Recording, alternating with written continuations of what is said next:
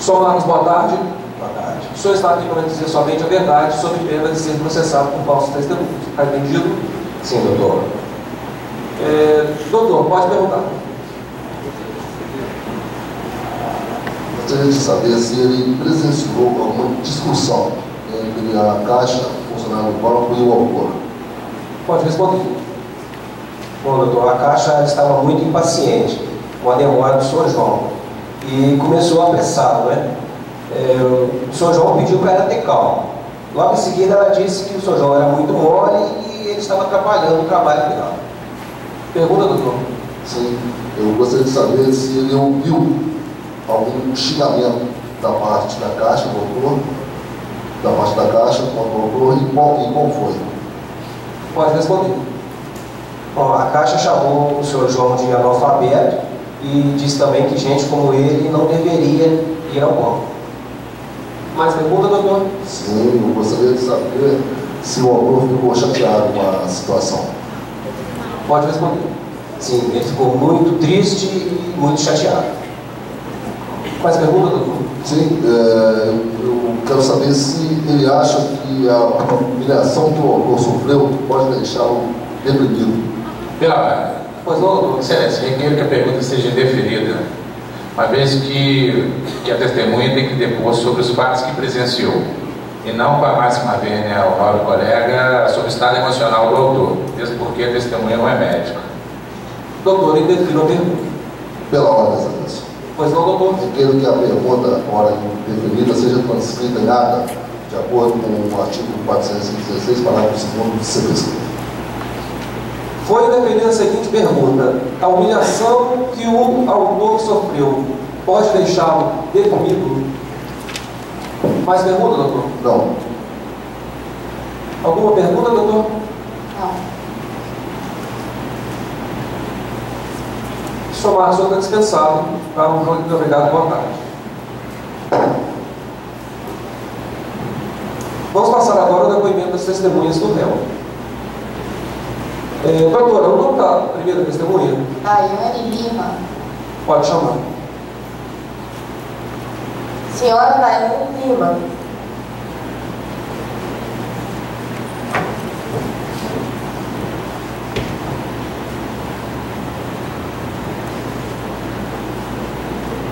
Identidade própria.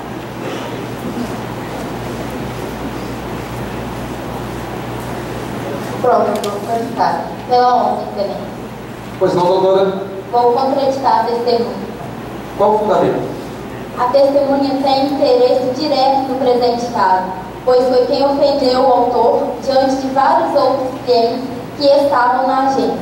Também, se o banco for condenado a pagar uma indenização por culpa da testemunha, poderá ajuizar por uma ação de regresso contra ela. Por estes motivos, não pode prestar depoimento, uma vez que não tem intenção para tanto. Senhora Daiane, boa tarde. Senhora Daiane, foi a senhora que atendeu o autor no dia do desentendimento?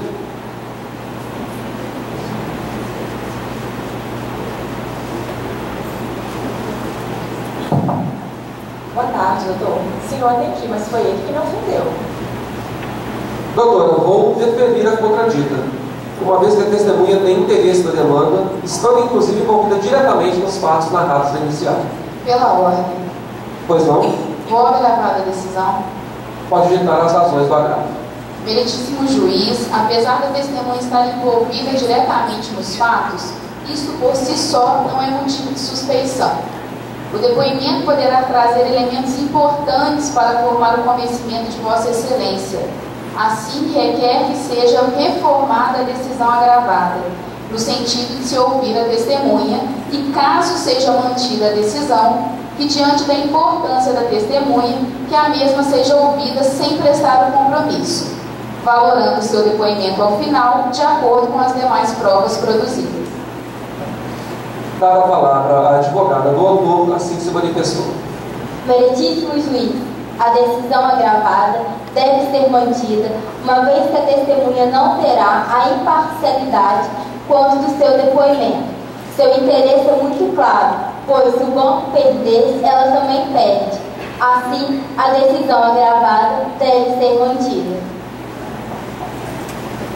Mantendo a decisão por seus próprios fundamentos. Senhora Daiane, a senhora vai dispensar. Doutora, o nome da próxima testemunha? Karine Giotti. Pode chamar. Senhora Karine Giotti.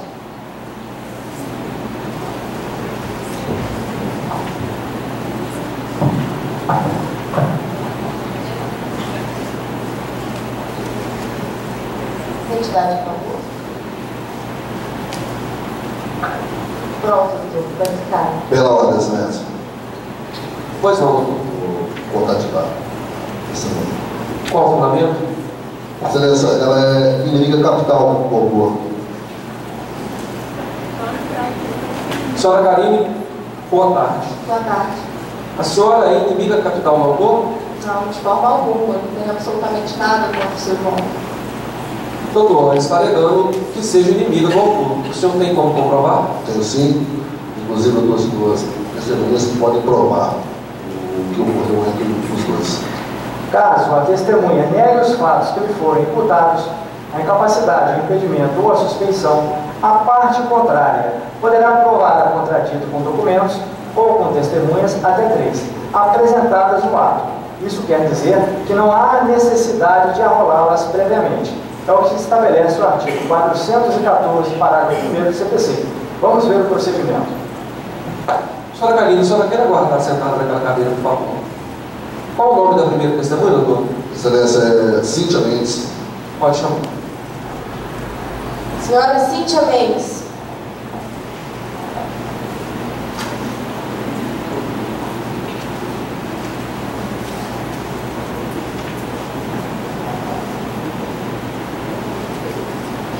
Pronto, doutor. Verificado. Senhora Cíntia, boa tarde. Boa tarde. A senhora está aqui para dizer somente a verdade, sob pena de responder por falsos testemunhos, está certo? Senhora Cíntia, a senhora conhece o Sr. João? Conheço. A senhora conhece a senhora Karine? Conheço. De onde a senhora conhece os dois? Conheço do Banco Delta, quando eu trabalhei lá, ela era funcionária de caixa e cliente. E a senhora sabe de algum desentendimento entre os dois? Eles tiveram uma discussão bastante séria.